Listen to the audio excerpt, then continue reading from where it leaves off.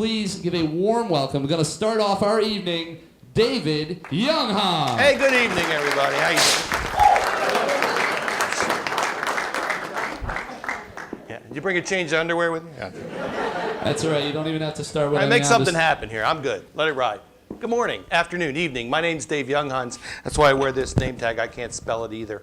So it's really kind of interesting. I want you to at least think now about presentations. How many of you make presentations? To anybody all the time? Anybody scared? No. Let me go through a few things. These are not words. I hear these all the time.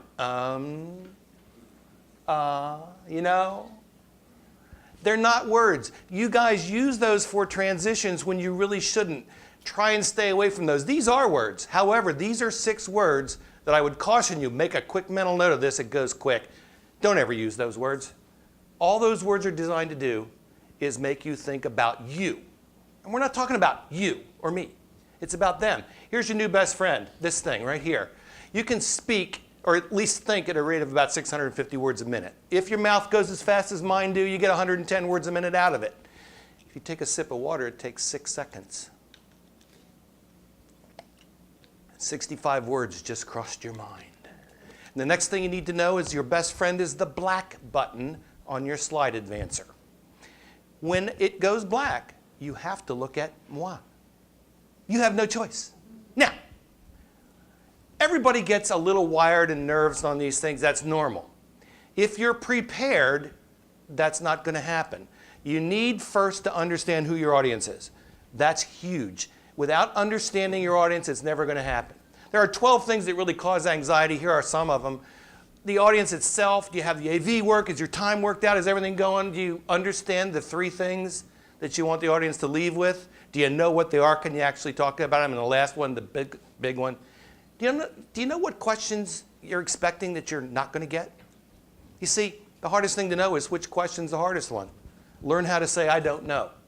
But do know your audience. If you know that, everything else is gravy. You don't even need it. For anxiety, you can get rid of that in about 2 minutes. And here are some of the things you can do with that. If it's really bothering you, if you're really feeling scared, where's my scared person over here? Oh, yeah, put your hand up. Okay, yeah, great. It's normal. Start with your presentation, design the end. You know what you want people to leave with. That's the easiest thing in the world. Most people start with doing visuals and start in the beginning. No, the ending. What do you want people to leave with? You'll see I've done that. And hopefully it'll make some sense to you. 2, why are you there? Can you answer yourself that question? You've been asked to speak because you know what you're talking about. You're an expert. Remember that. Remember that. People think in 3s as well. And that's the next thing you're going to see here. The 3rd thing is design the opening. Because if you know why you're there, and if you know what you want folks to leave with, then you can know what you want to start with. You'll see that I start with something I'm going to end up with. You'll see how that works. The opening should be very simple. It should be very easy. One thing that you want to do. Then you can outline the main body. The main body is really a collection of all the information you already know. Remember another thing, too, and I'm doing it right now, probably the wrong way. You always talk too quickly. It's hard to calm yourself down and to just speak at what you think is a very slow level. 5th, design your transition, your bridges. And it's always helpful to do something that people didn't know. Anybody know the name of that bridge? Well, now you do. You know where it is? Boston. Okay. There are elements to the presentation, a fascinating news story from the day. Take a toy with you. Do you have video? Do you have charts, graphs, original photography in there? With all those things in the presentation, you're bound to appeal to everybody. The 7th thing you need to do. What do you think number 7 is? An old baseball coach of mine told me this, and if the last name John looks familiar, yeah, his nephew was Tommy John, a surgery kid. Always know what you're going to do next, always. This slide's way too busy. It's very important. It was part of a presentation that I didn't do, but I did for someone else. How do you know what people are supposed to leave with? You're going to go blurry reading that. Don't deal with it. Don't ever do it. Just small, easy background. Understand your audience. Know the environment that you're in, the room you're presenting in. Understand that. And last, know yourself. What are you good at?